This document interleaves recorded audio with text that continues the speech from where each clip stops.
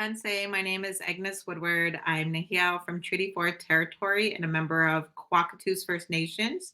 However, I live in North Dakota on MHA Nation with my husband and family. I am the project director for MMIP, a storytelling initiative launched by Seeding Sovereignty. I'm really honored to have this opportunity to amplify voices of missing and murdered Indigenous peoples and their families.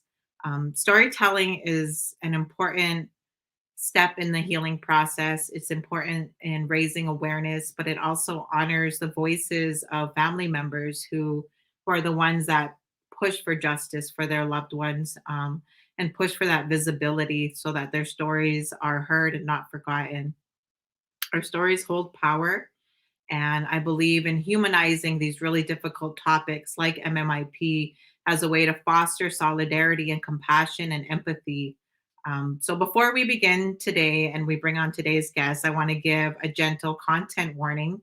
It's difficult to talk about MMIP without talking about some violence, and discussions about violence can bring up past trauma. So please proceed with caution. Some of the conversation might be triggering to viewers, but again, these stories matter. They are important to listen to, and they should continue to be heard until there is no more stolen relatives. And with that, I'd like to bring on my guest today, Sheridan Martin. Hi, Sheridan. Nice to see you. Hi, Agnes. Thank you. So before we begin, if you would do us the honor of introducing yourself, tell us a little bit about you, what you do, and if you want to just go into your story after that, that's completely up to you. Okay. Thanks, Agnes, for opening space up for this. This is really important. So my name is Sheridan Martin. I come from the Gitxsan Nation. My traditional name is Sagaeskak, which means flock of eagles. It was given to me by my mother, who was passed down from her mother's mother. The Gitxsan Nation is located in northern BC along the Highway of Tears corridor, and my family has lived up there for many, many generations, although my parents brought me and my 5 siblings down to New Westminster to be raised in the 1970s. I think this is an important platform. It has been on my mind, and when Agnes presented this storyline concept to me, I jumped forward because really the story of our missing Indigenous people, family members have been lost. And I always put forward say her name. So Cindy Martin. Cindy Martin is my youngest sister, and she went missing on December 23rd, 2018. There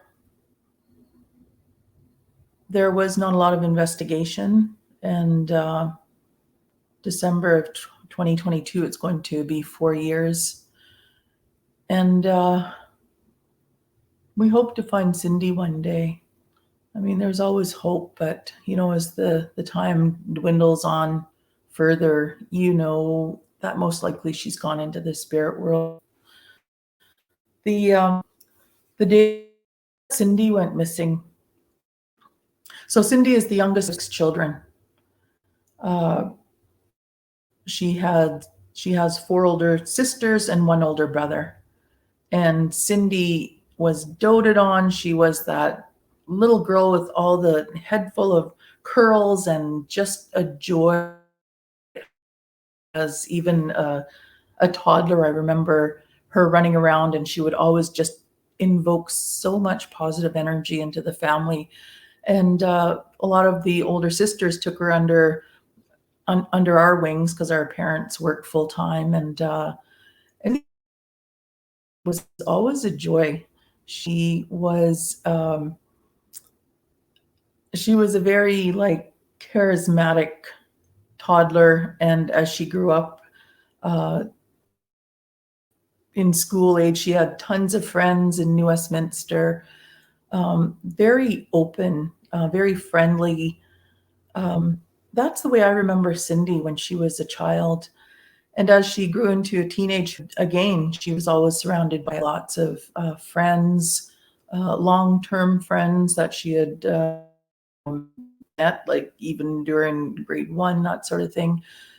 So we were situated in New Westminster during the majority of her childhood and her teenagehood. And when Cindy graduated from high she didn't skip a beat. She went right into training and she became a mentor advocate within the Vancouver School Board. So she was just a teenager herself, yet she got the year's worth of training, and away she went. She worked board and worked with Indigenous teenagers. And I think she did a round of about 10 high schools in the Vancouver area. She worked for the Vancouver School Board for many, many years. And when Cindy went missing in northern BC, a lot of those students who became adults remembered her. So there was a lot of heartache across BC because Cindy was so well known. Cindy worked within the school board for many, many years, and then our parents moved up north from New Westminster. So Cindy eventually followed her parents up north, and again, she got into the school district there, and just became well known within the community amongst especially the Indigenous women.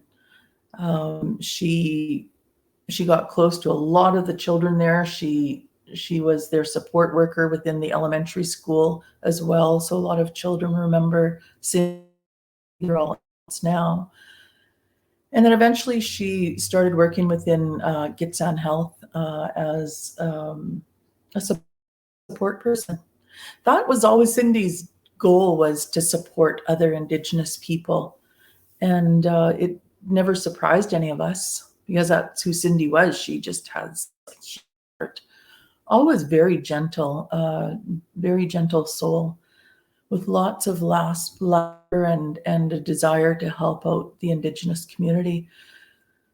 She, while she was in Vancouver, she joined the all women's Indigenous women's drum group. It was called Daughters of the Wind. She would help the other Indigenous teenagers sing songs. She would teach them songs.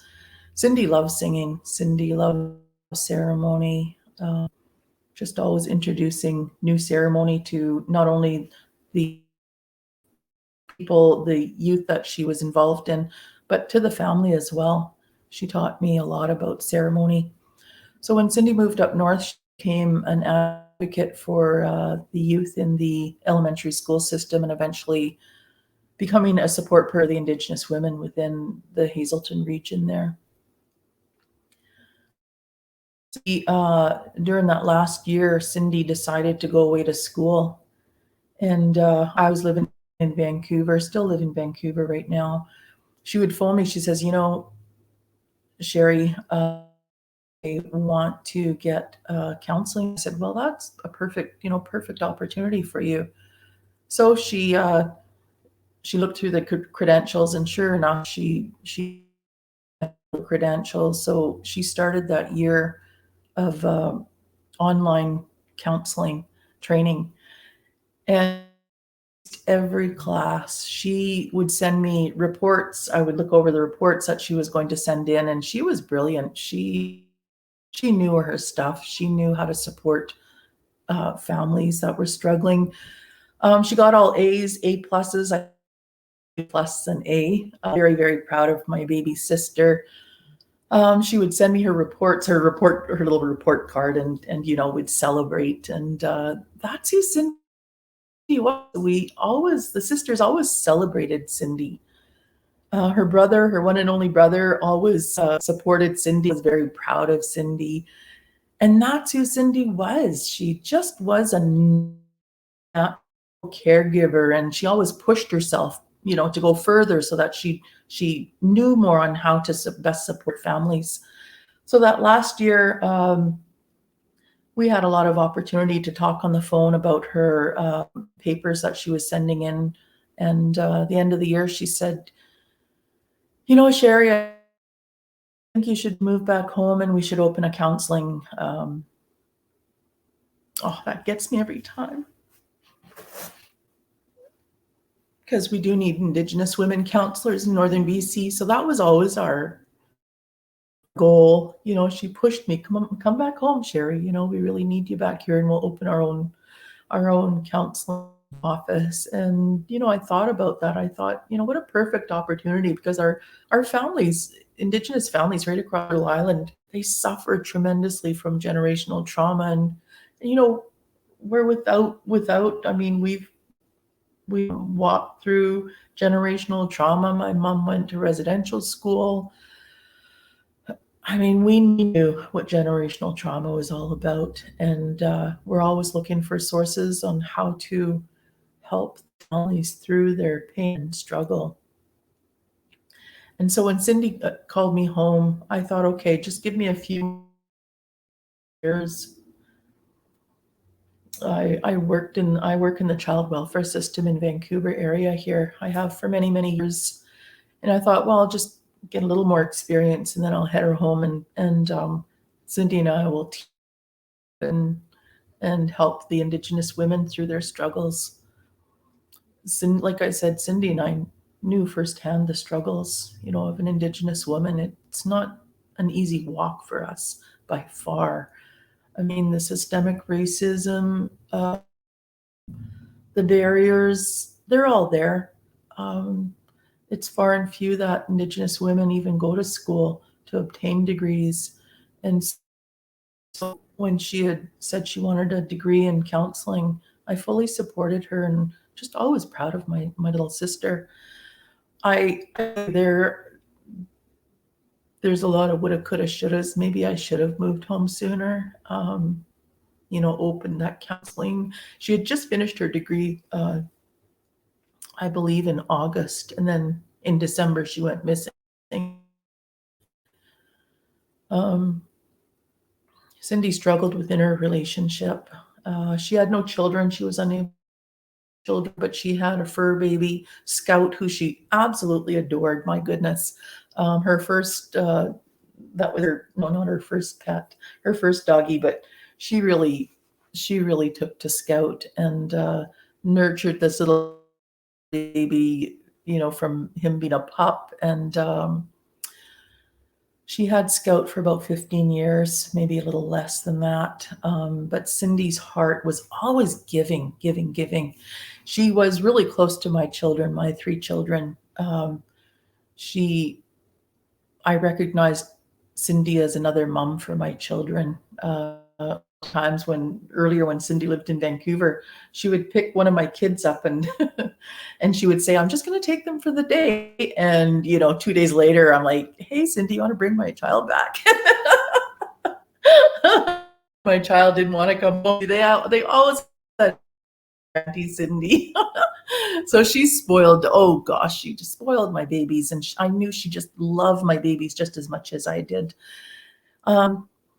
So whenever Cindy got the chance, she would always be with her nieces and nephews, her niece and nephew. When she became a great auntie to my daughter's daughter, she took that role very seriously, as well, nurturing Rainiqua, just being really supportive. Like I said, Cindy was struggling with her within her relationship. So around that time, Cindy decided to move to Mom's place, which is just a 5-minute drive from her place in downtown Hazelton. The relationship hadn't been working for quite some time. And, Cindy gave it her best. I give her that. She's a very patient woman, but there just comes a time when she had to make a decision. So her and her partner decided to separate, and Cindy moved up to my mom's place on the reserve there. She wasn't there long. It was just before Christmas.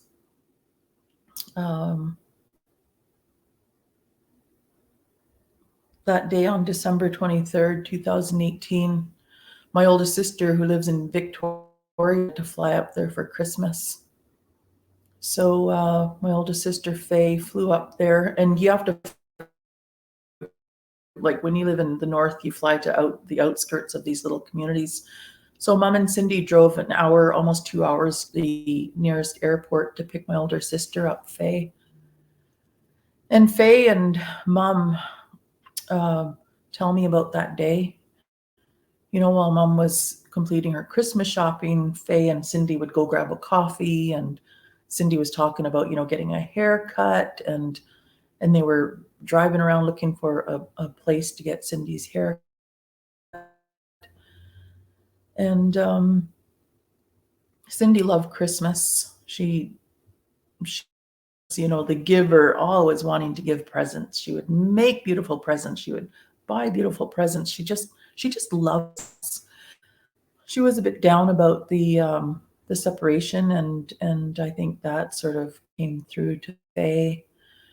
And but Mom said overall, Cindy loved Christmas. Mom decorated the house. Cindy and Mom had decorated the house, and Cindy was looking forward to spending time with her older sister and Mom in northern BC at Mom's place. So that day, I just questioned both of them, like, what did you do after that? What did you do after that? Did she, was she talking to anybody, et cetera, et cetera. And I was trying to figure out what that day looked like for Cindy. And they finished their Christmas shopping, and they drove 2 hours back to the reserve there. Mom remembers them settling in to watch a movie that night. They watched, I think, the Grinch movie. And I asked, Mom, was she on the phone with anybody? What was on? She said, no, Cindy just laid on the couch and we proceeded to watch this movie. But she did get a phone call from her ex stating that her ex's uncle or somebody had passed away, and he wanted Cindy to come down and console him. And although Cindy wanted to go console him, Cindy struggled with that. I'm pretty sure there was a struggle like inside her mind. Something like that to my sister. And, my sister and Mom said, do what you think is right, or whatever you want to do. And so after the movie ended, Cindy didn't have her car with her. Her ex had her car. So Cindy hopped off the couch at the end of the movie, and she said, Mom, can I borrow your car? I think there was a lot of internal struggle within her, like whether she should go on or not that night. Mom said, I could drive you. Usually if her partner had her car, she would use Mom's car. Down, and Cindy said, no, I'll bring the car back tomorrow morning, which she usually did. If she borrowed Mom's car, she'd have it. She was right on cue with returning Mom's car if she needed to borrow Mom's car. So Mom didn't hesitate, and Cindy grabbed the keys and gave Mom and Faye a hug, said she'll see her tomorrow morning. And so the next day, morning came and went, and Cindy is true to her. She says she's going to be back in the morning. She's back in the morning. Plus, Mom and Cindy have always been super close. Like they were like this, and so Mom and Cindy always spent days like going for nature walks and phoning each other up, doing crafts together, going shopping together. Mom and Cindy were always in contact with each other. So, that's just the way they were. That was the nature of the relationship. Really, really, really a good bonded relationship. That morning, Mom phoned Cindy's cell when it came noon. She's like, okay, well, I'll phone Cindy. Mom was going to get lunch ready for her kids. So she phoned Cindy. She phoned Cindy's landline, no answer. She kept phoning and phoning.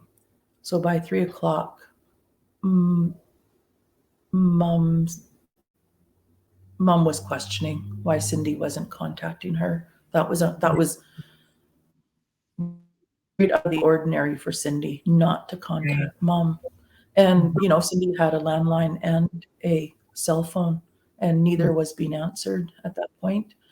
So mom didn't have her car with her because Cindy had borrowed it. So mom had asked my brother Roger, can you go downtown and walk to your sister's and knock on the door and see what Cindy's doing. So my brother walked down, which is probably about a 20-minute walk. Cindy's knocked on the door, no answer. He knocked several times, tried the door, it was locked, and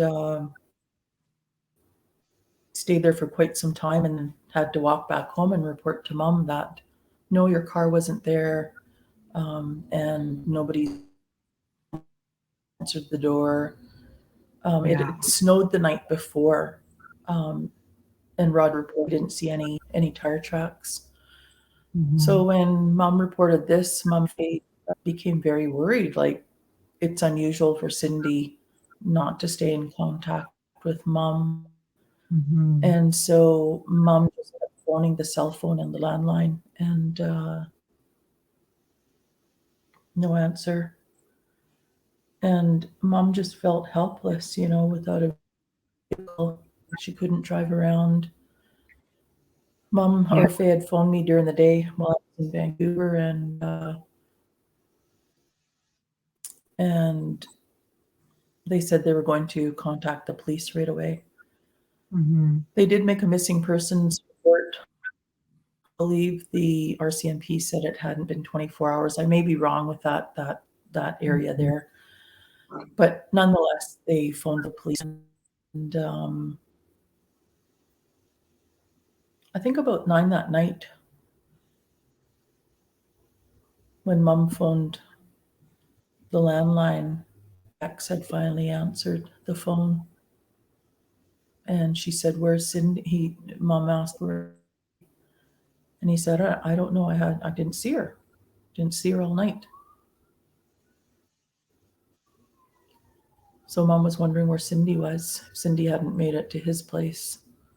And mom said a very short time later, the ex phoned mom and said, "Oh, your car's up by Hegelgat," which is about probably a 7-minute drive from mom's place. Mom called the police, and the police arrived at that spot and located mom's car. And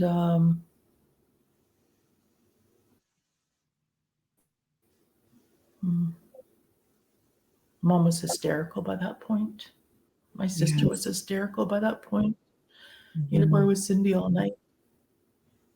Because the temperature was probably, I don't know, -10. I don't know. I'm just guessing.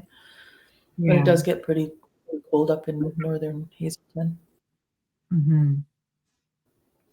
So the police arrived, and the police didn't take pictures. I mean, somebody's gone missing for how long? Almost 24 hours. The police did not take pictures of the car, didn't take pictures of where the car was located. They didn't take pictures at all. When I had asked the investigating officer, were pictures taken? He said no. And I said, why weren't pictures taken? If a human being has gone missing for 24 hours and then you find the source of where they, were probably last seen, you'd think that they would take pictures. Instead, they just towed the car to the police compound, wherever that would be, maybe Newtown, New Hazelton, I'm not too sure. Just for evidence, that upsets me that that they didn't do a proper investigation. They found Cindy's purse inside. They found the car keys inside they found Cindy's overnight bag inside the car. And my cousin's wife had gone up there with my cousin. She went to a lot of people had heard right away, and I think my cousin Val had or Pansy had picked up Mum and Faye, and they went immediately up to where they had located the car. Mhm. And Pansy, thank God, took a picture of these two footprints outside of the driver's door. Now, clearly, the footprint, there's two footprints. You could see the outline of two footprints. There was a smaller footprint and a larger, like runner type footprint. They sent that off to the police. But I guess they didn't think anything of it. But it was suspicious to me, and Yeah. clearly wasn't a police footprint because you could see the outline of like a runner and a smaller footprint inside, and that was just outside the driver's door.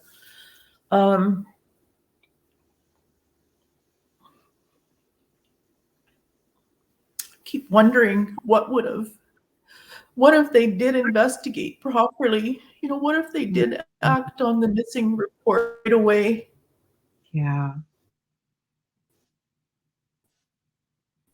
You know, that was in 2018. It wasn't You until know, the next that oh, I'm sorry. Seemed like it froze a little there. But I was just yeah, gonna it froze a say little bit. how I feel like that was in 2018, and given how long, the history of Indigenous women and girls going missing along the Highway of Tears, that there should have been better practices implement that were immediate, immediately answering investigations and launching missing persons reports. Like you would think after so many years of, families pushing for that kind of awareness. And this was in the midst of the national inquiry. I just feel like at that time Yeah, I would expect better, especially in British Columbia where the number of our missing and murdered indigenous relatives, that's where the spark happened, was because families in BC pushed so hard, and it's just heartbreaking to hear that your family has had to go through that. It's one thing when you have a loved one missing, but when you have to you know face that kind of lack of concern from law enforcement when it's a real deep issue within our communities, Um, yeah, that just is so sad and disappointing. yeah. It is very, very disappointing. Because the car was located by a bridge, I think they just surmised that Cindy had jumped off the bridge. But Cindy would never have committed suicide. So we went directly to that, and I really think that's probably still what they're thinking because the original officers, I believe, have left New Hazelton detachment, so they're replaced with somebody else. And Mhm. so I to see what is written in her file, in her police file. What Mhm. does the report look like? Why why did they not even take pictures of the car? Any any any anything to go on? Um, I know we've since reached out to Brenda Wilson, who lost her sister Ramona Wilson along the Highway of Tears years and years ago. She's one of the advocates within BC. She met us in Vancouver, and we were investigators, I believe, a year and a half ago, maybe last year. I can't remember. But the two investigators are carrying this file as well. Not too sure if they have any leads. I have no idea. Um, and since then, Cindy and I, before that, Cindy took part in Vancouver's February 14th MMIW Stolen Sister March. She was a huge advocate of that. That broke her heart when she heard about the murdered and missing Indigenous women. So all of a sudden, the and I would be a part of that as well, because you have to be a part of these grassroots, just to speak loudly enough for anybody to hear. And so Cindy was always a part of that MMIW march in Vancouver. Fast forward to December. After that, I reached out to Brenda, and I've read a lot of MMIW advocates. You're just sort of drawn together after that. Gladys, who was part of the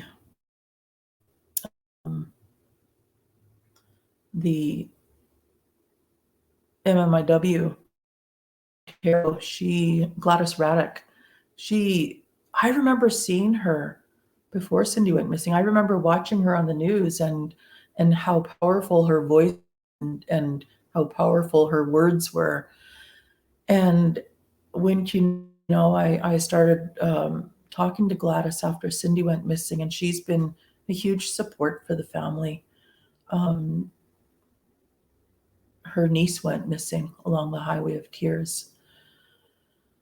So since Cindy's gone missing, I moved home, and I've moved back to Vancouver.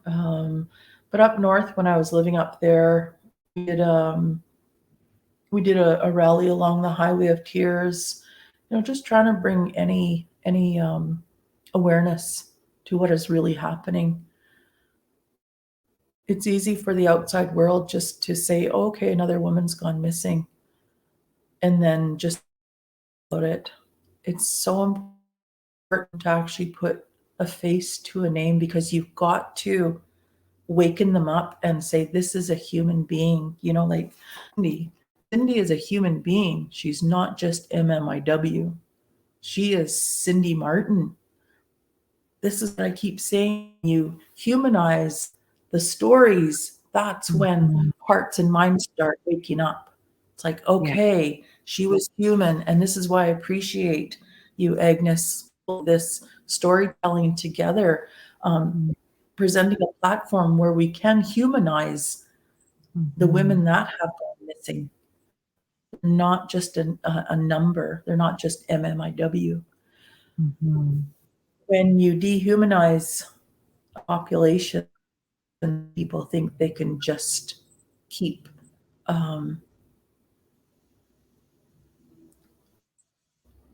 attempting hurting, the violence. And if you really look at it, this is colonization. This is genocide. This is raping Mother Earth with all of those pipelines. It goes deep. It's all intertwined. It is all intertwined. And so then at the end, ask yourself, where does this stop? Where does it stop? I believe it's going on 4 years this December that Cindy's gone missing, and my mind and heart are just starting to thaw. Yeah. Even though I've tried to become an advocate, that's when I started looking at my daughter and my daughter. Now you start thinking differently. My like I have them on. I've learned to track where their whereabouts on my phone, and they do the same for me. This is part of making sure that they're safe, and it's important for me. It's important for them. I know where they are at all points in time. My granddaughter had a really bad encounter with an older male within the last year, and the police wouldn't do anything. He took my granddaughter out of town, her and her friend, and it could have turned out really bad. But this is how our Indigenous go missing. They know somebody, and I mentioned to my grandma, this is how it is to be taken away. This is how easy and fast you can be taken away. see you again. And it's unfortunate that you have to talk to Yeah. teenagers in that format, Mhm. spoken to like that. That's traumatizing to them. Like, Yeah. because I'm Indigenous and female, I might be taken away and I might be murdered and nobody will see me again. But we have to have platform for those conversations in order to keep them aware of what may happen. And it hurts my heart to know I have to have conversations with my 17-year-old granddaughter. And I have for years and years, especially now that her auntie's gone missing. We have Yeah. those conversations openly. I talk to my Yeah. daughter about that. Yeah. It's It's really traumatizing for difficult. our Yeah, it is traumatizing, and it's always, difficult trying to find the space between um having them be confident and not scaring them, but also like, I need you to take this serious, and I have those conversations with my kids too. My two older ones, when they go off, I kind of get after them. Like, I told you to check in. Like, I need you to check in. Say, hey, mom, just checking in. This is where I'm at, or this is what I'm doing. And it's that deep seated fear, and there are some family members that have had more than one family member go missing or be murdered, and those layers of trauma are just so difficult, and to be overprotective and to seem like overbearing in that way. I don't blame any relative that is that way, and even just going back to like storytelling and having the opportunity to just be a voice for your loved one. It's almost like I feel like, growing up in the 80s and 90s, what we seen in the news, the way that we were portrayed as Indigenous people, even if it was for activism, whatever it was for, it was always like a misrepresentation of who we are. And the language that people use, it helps construct, and this is where media is really, influential to just general society. Language constructs the way that we think, and our thoughts construct that our beliefs is what really informs us on how we should treat people. And so when the media is like putting all these misrepresentations, all these stereotypes, and if a loved one was murdered or missing, and they focus on if they had THC in their body or things that just dehumanize their life. Like, I feel like now we're having to undo all of that negative talk and negative language and dehumanizing language, Um, and that's why I believe, and at Seeding Sovereignty, we really believe that storytelling directly from people who have the right to speak about, their lived experiences is just it's important. And I don't think it happens enough, and even though there's a lot of awareness and a lot of podcasts and things uh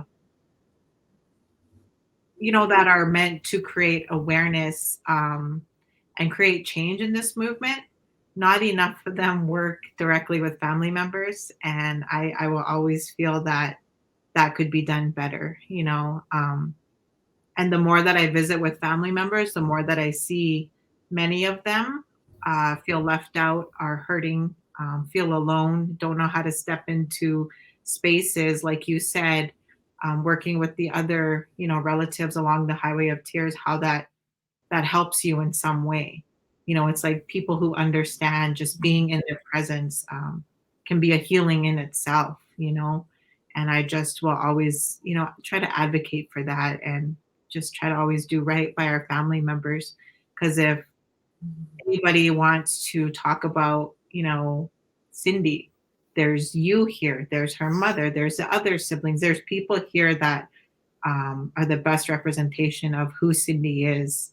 And, us getting to know all these beautiful things about Cindy, it sounds to me that she was a real caretaker of her people, of her family, that she was full of love, you know, um, and just somebody that we need more, like we need more Cindy's in the world, wanting to make that change, wanting to be open office for, was it counseling?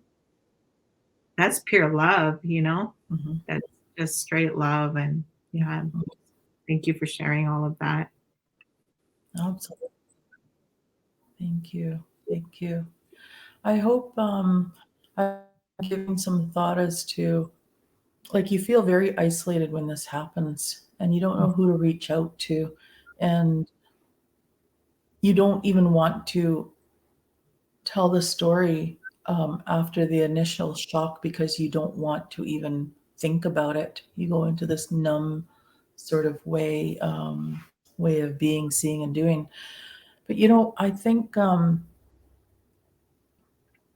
there needs to be a hub or something in Canada where the families can attend and be together, where they can sit together and share their pain and share their stories and share a meal and share the laughter and start healing together.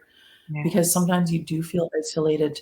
And I often wonder, well, where do we go? Like, I go to my counselor, but does he know about families? Like, does he carry that pain? Nobody will understand that unless a family member has gone missing. And so I often wonder, like, what can happen in Canada in the key cities, Vancouver, Winnipeg, um, Montreal, where should there be MMIW hubs where families can go just to sit together? Because Mm, I know, Agnes, you understand my story. I know mhm. Gladys understands my story. I know other family members understand my story. There are actually two men that are missing in the Hazelton area as well. And um, I really want to make space for those families as well, because Mhm. we talk about MMIW, but we don't talk about MMIP. And Mhm. so I try to include them, but I often wonder if they feel even left out of this circle, Yeah. because right away I'm thinking MMIW. And I did invite them to a gathering in Hazelton when I had it, and they did show up. Thank goodness. They did show Wow. up. And it felt really good to stand in that circle with those families. But then after that, you just hear about MMIW and then their voices go quiet again. And I don't want them to be excluded. I want them to come to the circle and share their pain and share their stories, just as I'm doing right here. But across Mhm. Canada, how many murdered missing Indigenous men are there? So is that something we have to look at? Yeah. And these another layer to the story, right? Yeah. Yeah. Yeah. I agree with you, and growing up in Canada, being from Canada, learning about the movement from my family in Canada. Um, at one time, I did feel like MMIW, we have to focus on equality for, our Indigenous women, girls, and Two Spirit Plus relatives.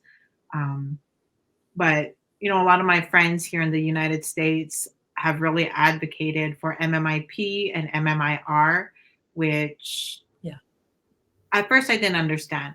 But then when I envision myself like at an event where families, are getting together and finding that common experience and solace, I imagined a family member of a male showing up, and could I tell that person you don't belong here?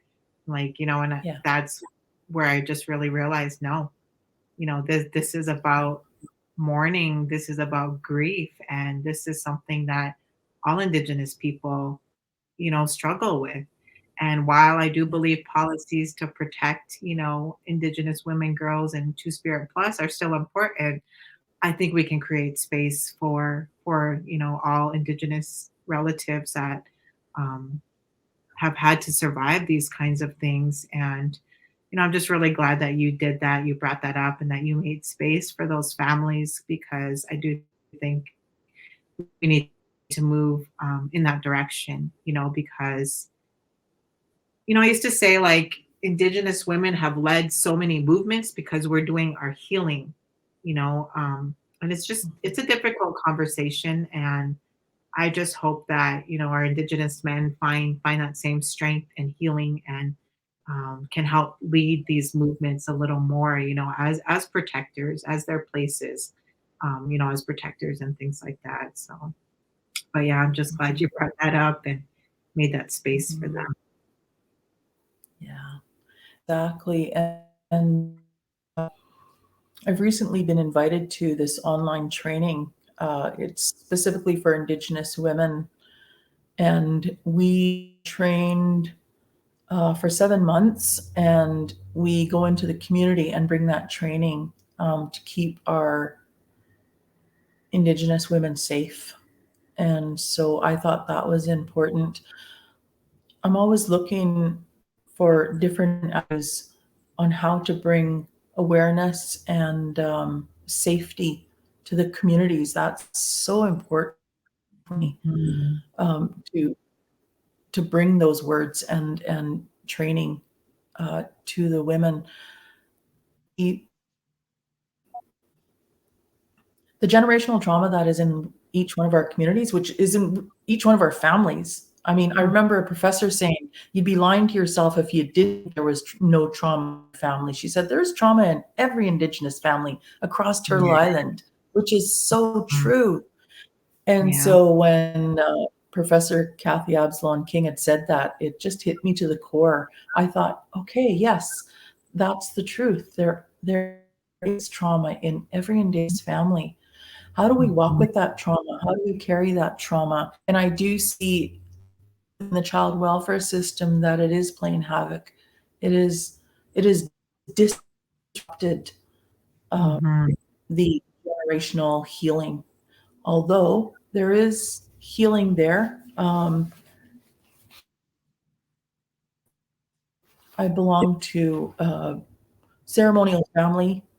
Cindy, that August of 2018, Cindy had to travel across Canada with mom and I and my niece, or sorry, my granddaughter. We went to a Mhm. Sundance across into Manitoba, and Cindy was the one that started introducing us to ceremony when she was in her early 20s. Um, she brought a lot of practice into the family. I remember the first time Cindy came into my apartment, she said, "Hey, got something here." And so I watched her walk over with this abalone shell, and then she lit something up and she was smudging. She goes, "Would you like to smudge?" And that's how it all started. And I brought my little son and daughter there. We all smudged. She taught us about smudging. And then she found out she was connected with the drum. So she did some singing and drumming. And then she connected herself with all women's Indigenous group in Vancouver. This is the way Cindy was. She just was fluid in finding and locating healing models that she wasn't sure to bring to the family, to the communities, to the teenagers, to the women. This is what I loved about Cindy. She didn't stop. So when you asked me about this is Cindy's voice coming through. This is what Cindy would have done. If I Mhm. had gone missing, Cindy would have been sitting here. She wouldn't have been quiet. She would have kept on going. So I think of what would Cindy do? Well, Cindy would Mhm. have kept on going. She would have tried to find that healing, not only for herself, but her family. She would think of her family and then the community. And this is what I'm constantly thinking about too, is how do I invoke that healing within the family and the community? So this June, my granddaughter and my mother are going to travel across to Manitoba to attend the Sundance after this huge COVID thing. Everything was shut down, but the Yeah. ceremonies are starting to wake. Well, they didn't go to sleep, but now more people can attend. So that Yeah. we're going to do, and this is how I'm able to make space to empower my granddaughter um, within her journey, because she's hurting for her for her auntie. Yeah. She's carrying a lot of pain at such a young age. Something that I wasn't I didn't I wasn't aware of MMIW when I was her age. So the young Mhm. ones, you look at the young ones, what are they carrying? They're carrying a lot of trauma because they understand more, and plus the internet brings a lot more information to them. Mhm. So it's really important to hold space for the young girls, for the young women.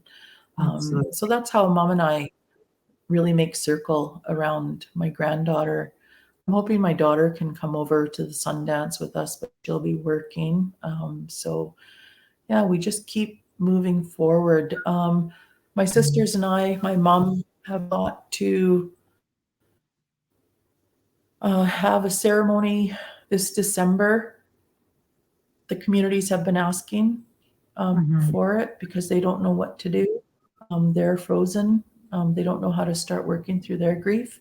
So my sisters and I and mom have thought maybe we'd do it this December in our community, just to making space for talking and healing, and including the families of the missing men as well. I think that's so important that that the healing taking place. I think Yes. the family has been frozen in trauma for so many years that it's time to start um, bringing what we know to the community. A few years ago, I was just remembering this. A few years ago, Cindy worked closely with teens along Main and Hastings area. So one Christmas, before Christmas, mom, myself, and my two sisters and brother, my grin, we we had a giveaway up and down Main and Hastings, and we put Cindy's name on the little items that we were giving out. This was in memory of Cindy because this is what Cindy would have done. This is what Cindy would have wanted. You know, going up and down Main and Hastings, which is listed as the poorest postal code in Canada. Yet there they were wishing us Merry Christmas. They were wishing us a Happy New Year, and that just filled my heart and soul. And I can understand why Cindy, worked helping others. I can understand why Cindy would want to work with the youth in the Vancouver area. She I can only imagine the energy she brought to those youth. Yeah. One adult woman, she says, I remember Cindy, and I can't believe she's missing. And, I Oh, come to these MMIW walks, and I remember Cindy." And a lot of these women have come up to the family, and they said, "I remember Cindy. She was a an advocate for us." it's beautiful. That, like I said, she sounds like a caretaker, and if that's how people viewed her, um, I don't know. She left like obviously some beautiful marks in the world, that people remember her by. And I think that's so special. And even hearing how you try to focus on what would she do, because like even though she's your baby sister, she just had a strong spirit that you seem to look up to. Um, and even if you're doing things in her memory, like that you think that she would do or that she would enjoy, like in a way, she's still teaching her loved ones who are still here. I think that's Yeah, really beautiful. yeah, absolutely. Absolutely.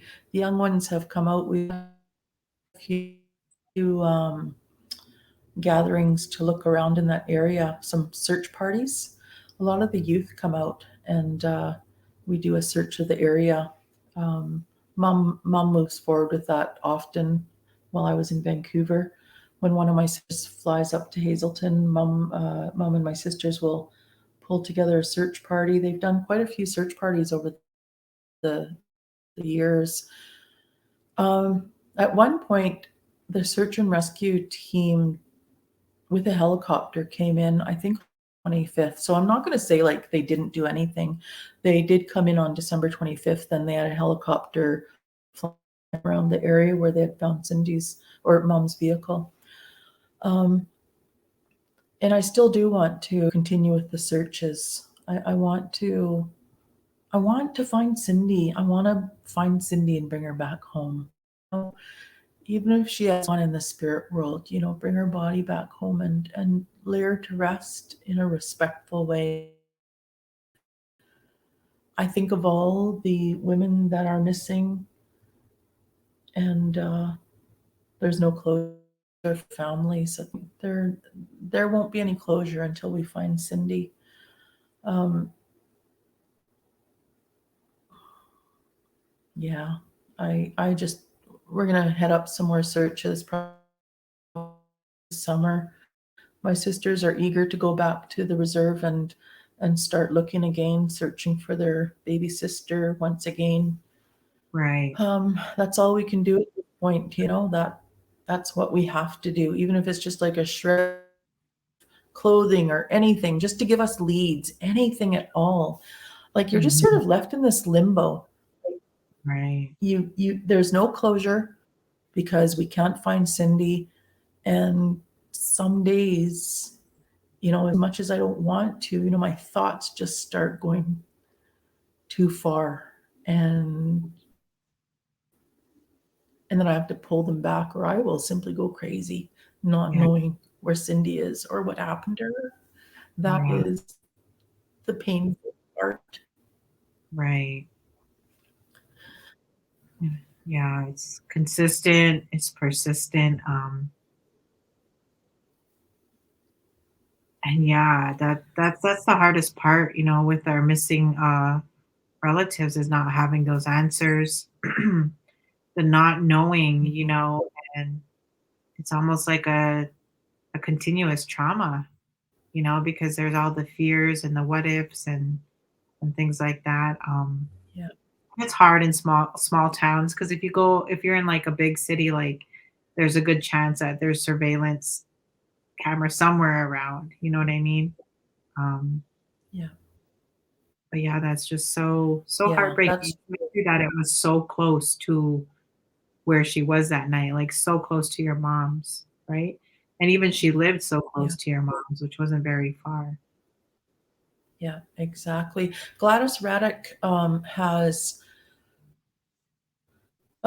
started this initiative of they're actually putting cell phone listen, they're putting cell phone towers up along the Highway of Tears now so that there's no dead areas. So you're able to contact anybody. Say you have that Find Me app on your phone, so people are Mhm, able to track where you are. So there are some good initiatives coming out from grassroots advocacy. mhm. Um, I had asked the police, why are there not cameras along the Highway of Tears? And they said, well, the cameras that we do have, we can't so grainy. I said, well, surely to God, you guys can upgrade your cameras, so that and place sporadically along the Highway of Tears.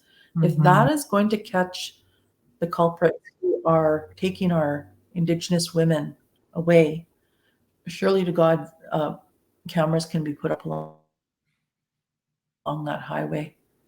Yeah, they have all If kinds of, cameras that catch I vehicles that were yeah, speeding or went through red lights, like, they have cameras, they're able to take photos, even just a yeah, photo of a license plate, it's possible. You're yeah, you're totally right about yeah, that. it is possible. Mhm. Yeah, yeah. So he didn't really respond after, I had said that. I said, surely to God, you guys can put really high grade cameras Mhm. along corridor, the Highway of Tears corridor. I'm hoping Mhm. that that becomes a reality. Um, I also had spoken to Gladys Raddick about having a place like where Cindy was, well, where the vehicle was found, having something there, like this is where MIW, Cindy Martin went missing. Have a blurb about her life, put a human aspect to that story. That she's Yeah. not just MMIW. She is a human being, and Mhm. because I'm sure there would be lots of posts along the Highway of Tears. I mean, if people are visualizing that, they're Yes. seeing it, they become curious. I want more Mhm. people to be curious. I want more people to say, "Oh, what's that about?" One year, right after Cindy had gone missing, I flew over to Manitoba for the Sundance.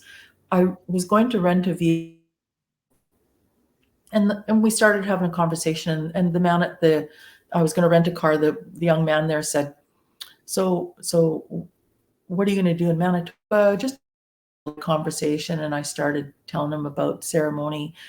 And I said, I'm over here to, really my sister who went missing along the Highway of Tears. And he said, the Highway of Tears? I said, yes.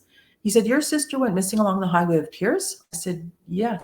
He said, I always thought that was just a myth. And that blew me away. You thought it was a myth? He said, yeah. He said, I thought the Highway of Tears was a myth. In this day and age, it was 2019, 2020. He thought that Highway of Tears was a myth. And this is really like in me, like, my God, do people think that MMIW is a myth? The Highway of Tears is a myth. Yeah, We have to get more information out. Yeah, especially in, greater society, like it's just crazy because I feel like there's so much education, there's so much awareness in our eyes or in our minds, and maybe that's just in our communities. Um, but again, like I've been asked some questions like, oh, all these Indigenous women, where are they going? I'm like, wow, that's kind of a crazy question because they're not all going to the same place. Like when women disappear, when Indigenous people disappear, it's not like they're all going mysteriously to the same place. It's such a complex issue. There's so many different experiences all across the board, whether it's within the family, in the community, outside the community, border towns to the reservation, on the reservation, off the reservation. There's just so many different experiences within this movement. But the thing that remains the same is an Indigenous person is either missing or has been murdered. Those are the things that are, constant no matter what the experience is. And people just need to understand that it's a very complex issue that has deep roots in, colonization. It stems from, those assimilation policies, those racist policies, really. And yeah, it's just crazy to me that that's not common knowledge. And having something visually like what you said, I think is perfect and it's beautiful. And as difficult as that is, for families to constantly see, for other people to like realize and take that issue seriously, I think about, when the Truth and Reconciliation Commission started. I remember there was like an installation, I think it was in Toronto, where they had like these big pillars with photos and uh, just different stories and statistics about boarding residential schools in Canada. And with the photos, people on the busy street of Toronto were just stopping to read and look at the photos. And some of them were crying and were shocked. They're like, this happened in Canada? Like, I had no idea. I'm living my life here like nothing. And this happened where I'm living. Like people were shocked.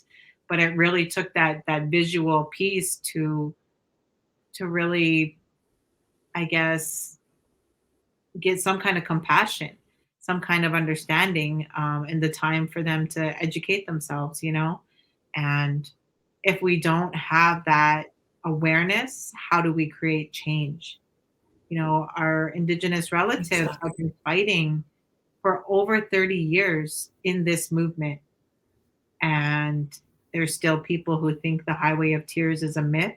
That just tells me not we, other people have a long ways to go in understanding and being allies and just supporting.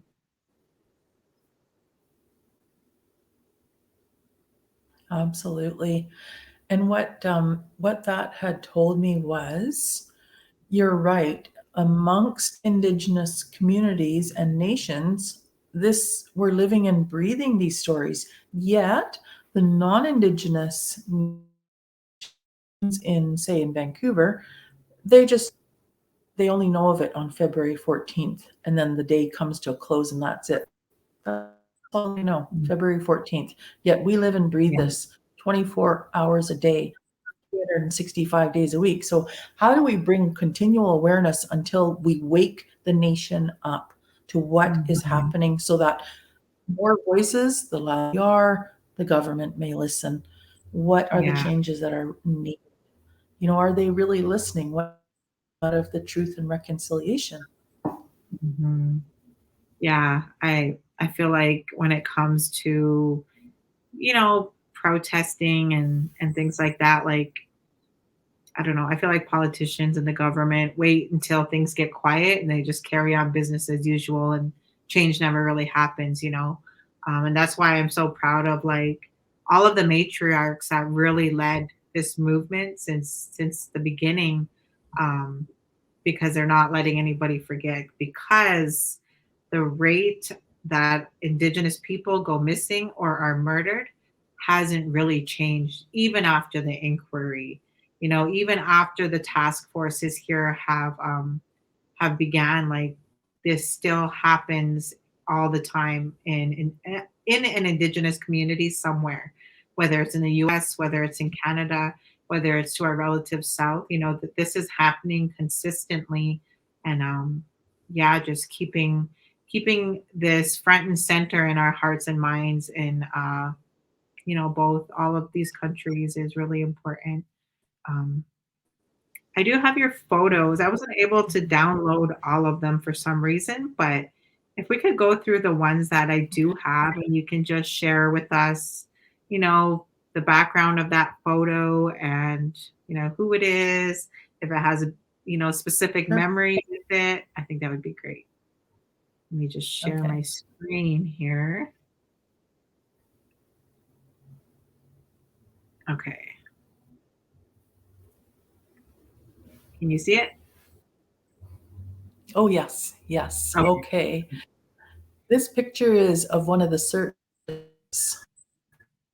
His mom and her great niece.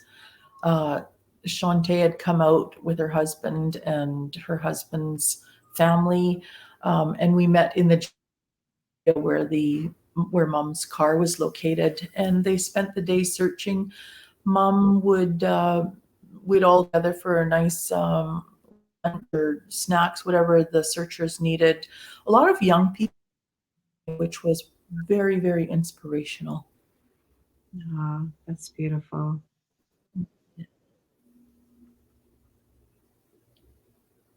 And here again is at one of the searches around the area where mom's car was found. Val sitting next to mom and our cousin's wife, Pansy, were very instrumental in holding the family, especially mom and Faye, up during those first few days. Well, the first few months, I think. Yeah. And I really appreciate their support. Hmm.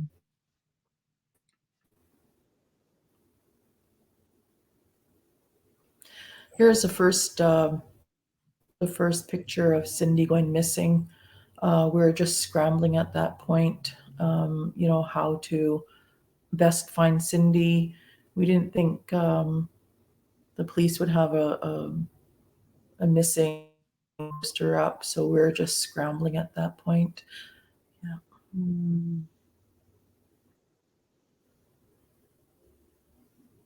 Here's Cindy and mom. These two were like two peas in a pod. Her being the youngest, mom just completely adored Cindy, and Cindy adored mom. Those two were together every day, I would say. Mhm. Once Cindy moved up north, those two would go for walks. They did a lot of crafting. She spent a lot of time with mom. Mm. I'm glad she had that time, all that time with your mother. Good memories for them. Absolutely. And that's Cindy on the right with her cousin Cindy. So two Cindys. um, this is Cindy with her little pigtails, her little braids, and this captures who Cindy was. She was just a giggly girl. She was a Yeah. giggly girl who loved flowers and was just um, center of attention. She didn't want to be, but she was because she was just so darned adorable. So here's Cindy and Cindy, two little cousins, and this is how Cindy. This is how I carry Cindy in my heart. Yeah, it's beautiful. I love it. I love the wildflowers. There's so many colorful ones there. Yeah.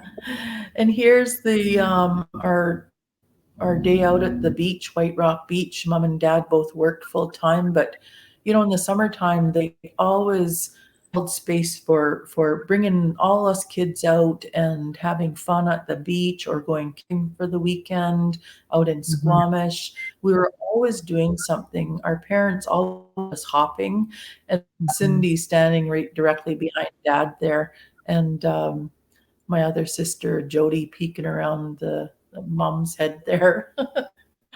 Mm. Aw. This is a family photo. There's Cindy at the bottom with her little braids, and Mhm. that's our grandmother sitting in the center of all of us. Um, Cindy smiled again. That's who Cindy was. That was Cindy right there, always smiling, just carefree. My other sisters are in the picture there, and our only brother to the left. But that was our Grand Irene Patsy sitting there. She had come down to visit us in New Westminster at that time, and we just so appreciated when our grandmother would come down and visit us. Just Yeah. an amazing, amazing woman. Aw, it's wonderful. Here's my sister Cindy and I when she had come down to Vancouver. We'd again were drawn to the beach because I think we spent the majority of our childhood summers at beaches. So Yeah. this is Cindy and I at the Tawasin Beach. Aw, you guys look alike. Thank you. um, I mom and Mr. Faye and mom's sisters, cousins, good friends. They all started within walks that Brenda Wilson had in Smithers. Mhm. My heart is so appreciative of Brenda, her mom. They opened space up for our family and would invite us when there were gatherings for MMIW or in memory of their sister. And mom came wholeheartedly to these walks and was just them. I think maybe it was healing for her. Maybe it was important for her to get Cindy's name out there or Cindy's pic, but I really honor mom's strength and resilience. That's mom's baby sister standing beside her, Lynn Mowat, and my cousin in the background, Val, and my sister Faye, and mom's good friend Kitty. I believe that's Brenda's mom in the background standing beside mom. I'll tell you, I witnessed when I attended one of the walks, I witnessed Brenda's mom hugging mom, and I knew mom was getting 100% support from that woman Mhm. because she could understand mom. Yeah. Yeah, that's such an important, like a huge aspect when it comes to these gatherings or walks or marches, memorial vigils, whatever they are. Like, it's so important to not feel alone, and I feel like that's a really common thing. Like, even for people who want to speak out about things, like if they feel alone, you feel like your voice is a little quieter, or your voice is silenced a little, but when you come together, there's so much power in that, in standing together and feeling like more courage and bravery, to continue to use your voice. And I think that these gatherings, really do that for family members. Absolutely. So here was the Sundance in August. Uh, and Cindy, that was Cindy's Sundance she actually attended, and my older sister Faye had gone over there. My daughter and granddaughter were sundancing that year, and we all went over to support them. There's mom, and there's my son's girlfriend Olivia, who is just like a daughter to me within my heart.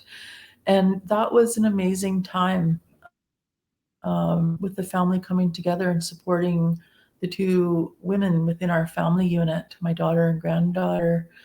Yeah. That's an amazing experience. I want to go over to Sundance again. My beautiful Olivia has since passed away too. That just recently in November. So that's another pain in my heart. Mhm. Sometimes it just doesn't stop. Yeah. Yeah. But I'm I love sorry. this picture of the family together. Yeah, it's very beautiful. The teepees in the background, and you can just see everyone's feeling good there. Yeah, Lots of healing happens at yeah. ceremony. Oh, does it ever?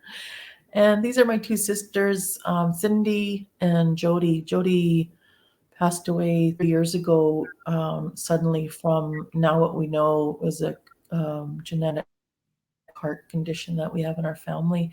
Mhm. But they're the two sisters. And when I found this picture, when I was digging pictures a while ago, it brought me a lot of comfort knowing that those spirits are together in the spirit world.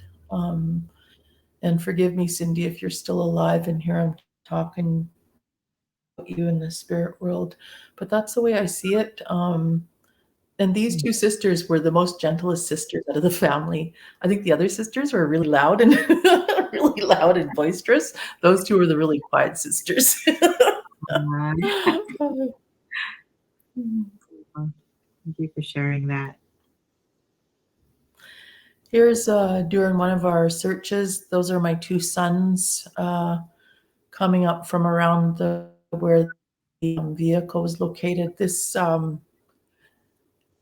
picture really hurts. You know, there's a son carrying a shovel in case they find something. And I thought, they're dedicated to finding their auntie. Mhm. It just poignant picture. I'm glad that they're able to find space to go look for their auntie, but at the same time, because they're indigenous, they're looking for their auntie. Yes. Really, really hurt. Yes, and it would just be amazing if there was enough searchers, so that families didn't have to take it upon themselves, because should a family member ever find their loved one, that could be just a really Oh, traumatizing moment. Um, yeah, but that's not the exactly. case. Too often, families have to search themselves. Exactly. This is mom during that search. She's overlooking the there, and you could see the pain in mom. Yes. Um, I don't know how this powerful matriarch holds such pain, but me and my siblings carry mom's pain as much as we can, and probably she carries our pain. She's a pretty tough little lady, but very strong matriarch. Mom's youngest brother, Patsy, had a lot to do with holding the family up during that time. He was an amazing strength for mom at that time, just amazing. Larry and Chris were there holding mom up, and to this Mm. day, Uncle Larry is still the one that we lean on, and he's the chief of our house group, Simgiget Daumuch. And so he takes his role seriously, and he's always been there for mom and Cindy's siblings and overall house group. So I really honor Uncle Larry, holding his old up like that. Yeah, I'm glad that you have him. Hmm. It's a beautiful, but also kind of a sad photo of your mom. Like you said, it really evokes that emotion and that heaviness and that not knowing that she must be carrying. Yeah, yeah, exactly. And here is our Cindy. She's probably at a talking circle. Looks like she's busy. This is who Cindy was. She just connected to the people and just heart to heart. And this is Cindy's look when she's in a talking circle. She just speaks into those people and she gives her 100%. And that's who Cindy always was. She gave her 100%. Who was standing in front of her? That was Cindy's heart and soul right there. So beautiful. Mhm. Speaking from her heart. Yes. And here's another, the latest photo or poster of Cindy. My older sister Faye and brother-in-law put this poster together. We decided, Faye decided to put $10,000 forward as a reward, just in case anybody had any information on how to locate Cindy, or if they had any information as to what happened to Cindy. We put this out years and years ago, and as far as we know, no leads had come forward. Mm-hmm. I think that was the last one that it allowed me to download. Okay. Thank you for presenting those pictures. Yeah, no problem.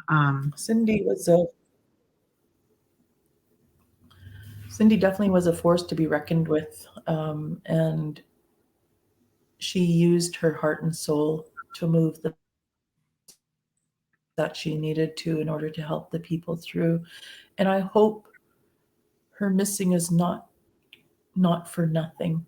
Her story has to mean something, and collective stories of women that have gone missing, it mhm. has to mean something in the overall picture, whether it's a driving force to invoke change within the government system, whether it's invoking change to induce more healing or ceremony into the communities. I don't know what Mhm. it is, but I'm always wondering, what can I do to Cindy's voice become Mhm. louder and louder and louder? Yeah. Yeah, that makes me think, you know, just hearing you say that, Indigenous people, I just feel like we have so much strength. Like sometimes these words like resilience and, sometimes these words I feel like don't do justice to the real strength that we have, because I always say that like we're the strongest, Our people have endured so much and continue to endure so much, but still show up to spaces for healing, still look at the positives of it, still honor their loved ones in ways like, just thinking like the happiness that it gives you if your sisters are together. Like those positive little messages that you find along this difficult road. I just think our people are so inspirational in that way that even though there's so much hardship, we're still really good people. We still hold strong to our beliefs and whatever that may be for each nation, each person. Um, but it just really speaks to our integrity and teachings, as Indigenous people. And that's just what I thought of when, you were saying that it has to be for something. You're still searching Yeah, for yeah, for the good in this difficult, you know, experience for your family. And I think that's really important. But as we mhm. close and get ready to finish, like, is there any, words that you'd like to leave anybody who watches this with? Just anything. Mhm. Well, first of all, I'd like to thank you, Agnes, for making space for voice. I think that's so important. The families out there that are going through this struggle right this very moment, my heart and prayers go out to you. Continual prayers, and I think about each and every one of the families that has to hold space for grief and the unknown. It is the unknown. But always remember, there's healing, there's ceremony, whatever medicine you're drawn to, hold on to. It's very important. The medicines were brought from the old ones since time immemorial. Um, Singing and drumming, the drum, that's the very first sound we heard when we were in mom's womb was her heartbeat. So the drum is medicine. Pick up any medicine that you can just to help you through those moments. It will help inevitably. I want to leave off with this has recently my thoughts, and when I think of Cindy, I think of this laughter she had, which was so contagious. She would start laughing like something would tickle her funny bone, and mom and I would be like, we'd watch her, and she'd start laughing. Soon we'd be like, "What are you laughing at?" And she would try to tell us, but she couldn't. She would just be laughing. And the mom and I would be laughing in the room. We'd all be laughing like, and While we that is how I remember Cindy. Aw. This is how I remember Cindy. You know, I've come along far enough on the healing path where I can hear her laughter again. And that is what I want to leave with the world is that laughter. I wish everybody could have experienced Cindy's laughter. It was contagious and it was beautiful. That's wonderful. Thank you so much for sharing that. Ending on such a beautiful memory, I think, is really important. But thank you so much for sharing your journey with us and your family's experiences. Please remember, just take time for yourself today. Smudge, do things that bring you comfort, because these conversations can sometimes be heavy and uh, just be really difficult and leave that heavy feeling after. I'm really glad we had this opportunity to get to know Cindy through her loved ones, through you. She sounds like she was just such a beautiful soul. Your voice and your advocacy, it honors all of us families. And I'm really grateful to have had this opportunity to share space and to learn from you too.